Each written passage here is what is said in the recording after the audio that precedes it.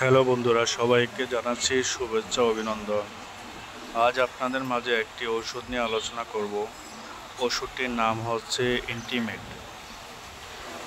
এই ওষুধটি বাজারে 4টি আকারে পাওয়া যায়: 2.5 mg, 5 mg, 10 mg, 20 mg। ওষুধটির generic নাম টাডালাফিল। ওষুধটি বাজারজাত প্রস্তুতকারক প্রতিষ্ঠান স্কোয়ার ফার্মাসিউটিক্যাল লিমিটেড। আজ আমরা জানব ওষুধটি কী কী কারণে সেবন করে থাকে এবং ওষুধটির কার্যকারিতা, পার্শ্ব প্রতিক্রিয়া, ডোজ, দাম, গর্ভাবস্থায় সেবন করা যাবে কিনা। বন্ধুগণ, ভিডিওটি শুরু করার আগে বরাবরের মতোই একটি অনুরোধ, যারা এখনও আমাদের চ্যানেলটি সাবস্ক্রাইব লাইক করেননি অবশ্যই সাবস্ক্রাইব লাইক করে নেবেন এবং পাশে থাকা বেল আইকনটি ক্লিক করে নেবেন। বন্ধুগণ, আজ আমরা যেসব বিষয়গুলো নিয়ে আলোচনা করব: ওষুধটি কখন ব্যবহার হয়, খাওয়ার সঠিক নিয়ম কি, কারা খেতে পারবেন না, সাইড ইফেক্ট, সিলডেনাফিল আর টাডালাফিল দুটি ওষুধ কি একই না আলাদা আলাদা, তা নিয়ে বিস্তারিত আলোচনা করব। বন্ধুগণ, ইন্টিমেট ট্যাবলেটটি কখন ব্যবহার করা হয়? পুরুষের ইরেকটাইল ডিসফাংশনের সমস্যার কারণে ওষুধটি ব্যবহার করা হয়।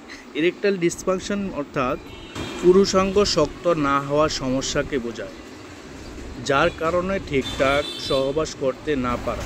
ইন্টিমেট ট্যাবলেটটি আপনি কখন খাবেন? ইন্টিমেট ট্যাবলেটটি সহবাসের ঠিক আধা ঘন্টা পূর্বে খেতে হবে।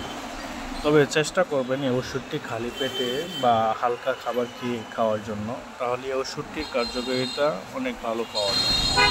ইন্টিমেট ট্যাবলেটটি কারা খেতে পারবেন?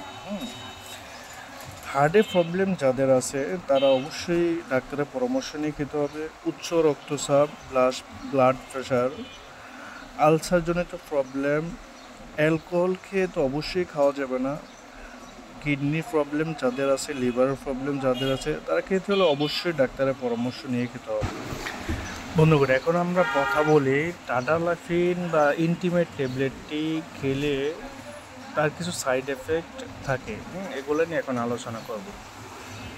একটাবার মাথা ব্যথা লক্ষণ দেখা যায়, বদহজম, পিঠে ব্যথা, মাংসপেশি ব্যথা, নাক বন্ধ বা সর্দি ভাব। গুরুত্বপূর্ণ একটি সাইড ইফেক্ট হলো চোখ ও কানের সমস্যা, বুকে ব্যথা। এগুলো হলে অবশ্যই ডাক্তারের সাথে যোগাযোগ, অবশ্যই কোনো মেডিসিন খেতে হলে ডাক্তারের পরামর্শ নিয়ে খাবেন।